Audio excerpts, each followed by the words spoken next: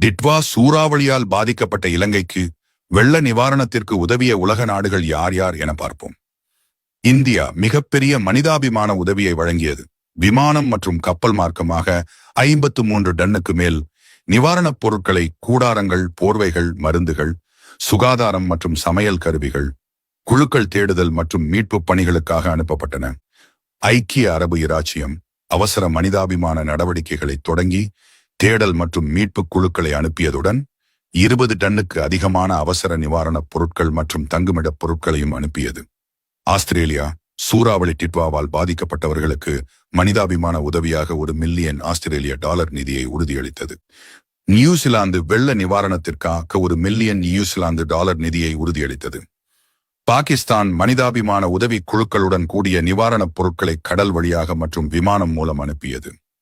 பங்களாதேஷ் மக்களுக்கான நிவாரண உதவிகள் வழங்கியது. வெள்ளத்தின் தன்மை மற்றும் சேதத்தின் அளவை கருத்தில் கொண்டு 70 நாடுகளுக்கு மேல் உதவ முன்வந்ததாக இலங்கை செய்திகள் தெரிவிக்கின்றன.